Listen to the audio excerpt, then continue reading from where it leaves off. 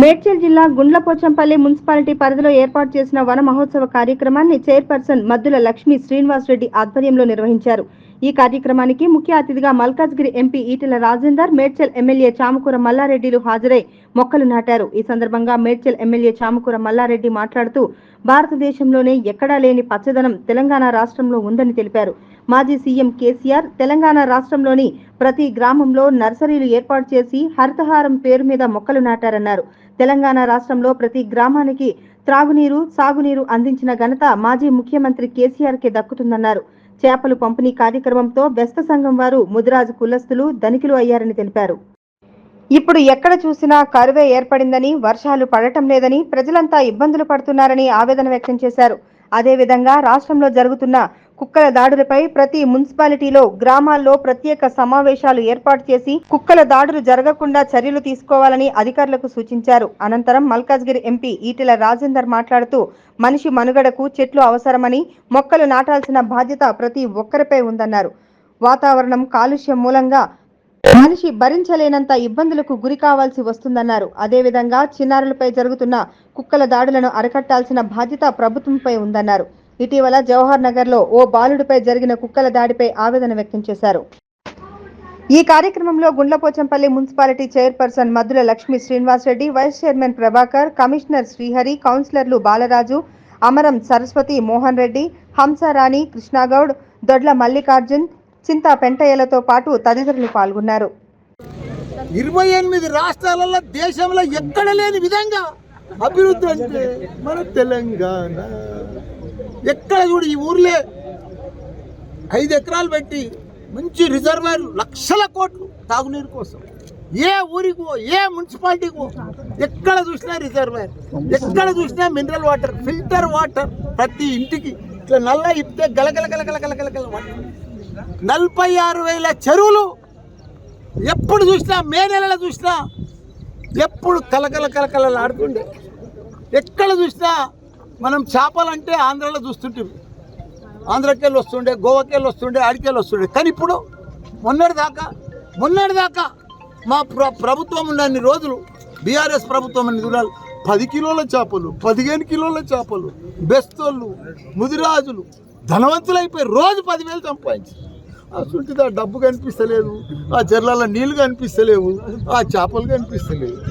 ఎక్కడ చూసినా మనం ఎట్లయినా ఆ వర్షాలు కూడా దూరం అయిపోతూ ఉన్నాయి. ఈడికి నెల 40-50 రోజులు అయింది ఇప్పుడు కాలం పోయి కూడా. పాపం రైతులు కూడా అంత ఇబ్బంది పడుతున్నారు. కాబట్టి మనం ఇంకా చెట్లు నాటాలి, అధికారం పెద్ద ఎత్తున చేసుకోవాలి. ఈ నడుమ కుక్కల పెడితే ఎక్కువైపోయింది. ఇప్పుడు జవహర్ నగర్ పోతున్నా, ఈడ కూడా చెప్పిన ఈ మున్సిపాలిటీలో ప్రతి మున్సిపాలిటీలో కుక్కల కోసం సపరేట్గా ట్రీట్మెంట్ చేయాలి. ఏవైనా ఫుడ్ కోర్ట్ కానీ, మన దాబాలు కానీ, హోటళ్ళు కానీ, చికెన్ దుకాణాలు కానీ, మటన్ దుకాణాలు కానీ అన్ని ఇన్స్పెక్షన్ చేసి పర్ఫెక్ట్గా చేయాలి. అన్నీ కూడా తీర్మానం చేస్తున్నాం. ప్రతి మున్సిపాలిటీలో ప్రతి కౌన్సిలర్ కూడా ఒక సైనికుల లెక్క వాళ్ళ బస్తీలో ఎన్ని కుక్కలు ఉన్నాయి, ఎన్ని ప్రాబ్లమ్స్ ఉన్నాయి, అవన్నీ కూడా బెడదతోటి వాళ్ళందరూ కూడా సైనికుల లెక్క పనిచేయాలని కూడా అందరికి చెప్పినాం. ప్రతి జాగాలో కూడా అందరికి కూడా సేఫ్ సైడ్ ప్రజల భద్రతని మన భద్రత. కాబట్టి మనం అందరం కూడా డ్యూటీ చేయవలసిన బాధ్యత. ఎంపీ కానీ, ఎమ్మెల్యే కానీ, చైర్మన్ కానీ ఎవరు రాజకీయం వచ్చినప్పుడు, ఎలక్షన్లు వచ్చినప్పుడు తర్వాత చూసుకుందాం కానీ మొదలైతే ప్రజలకు సేవ చేయమని కూడా అందరికీ చెప్తున్నాం. అందరం కలిసి పెద్ద ఎత్తున ఇవన్నీ కూడా ప్రాబ్లమ్స్ క్లియర్ చేస్తామని కూడా మనం చేస్తున్నాం. సార్, టీటీడీ చెట్టే కనపడి ప్రపంచవ్యాప్తంగా గ్లోబల్ వార్మింగ్ గురించి మాట్లాడుతున్నాం. ఒకేసారి 52 డిగ్రీల ఎండలు అంటే మనిషి భరించలేని స్థాయికి ఇవాళ వాతావరణం మార్పులు జరుగుతున్నాయని చెప్పి ప్రపంచ దేశాలు ఆందోళన పడుతున్నటువంటి ఈ సందర్భంలో నరేంద్ర మోడీ గారు మీ అమ్మ పేరిట, మీకు గొప్పగా ఎవరైతే ప్రేమిస్తారో వాళ్ళ పేరిట ఒక మొక్కను నాటమని చెప్పండి.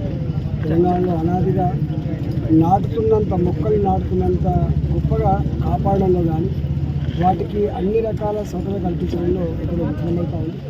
ఇంకే పెట్టే మొక్కలకి, పెరుగుతున్న మొక్కలకి కొంతలో కూడా పోయింది. కాబట్టి ఇవాళ హరితహారంలో నేను కూడా పాల్గొన్నాం.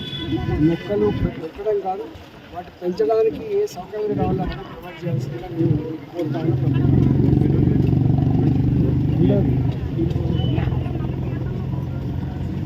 బాలాజీ నగర్, జవహర్ నగర్ 40 ఏళ్ళుగా 50 ఏళ్ళుగా గ్రామీణ ప్రాంతాలలో ఉపాధి లేకపోతే కన్న తల్లిదండ్రులు వదిలిపెట్టి కన్న బిడ్డలు తీసుకొని వచ్చి చిన్న చిన్న గుడిసెలు వేసుకుని బాలాజీ నగరం దుర్గంధపు వాసనలో మురికి కూపంలో బతికేటువంటి పేదలు ఇవాళ కుక్కల దాడులతో పిల్లలు చనిపోతున్న తీరు సభ్య సమాజమే అసహించుకుంటుంది.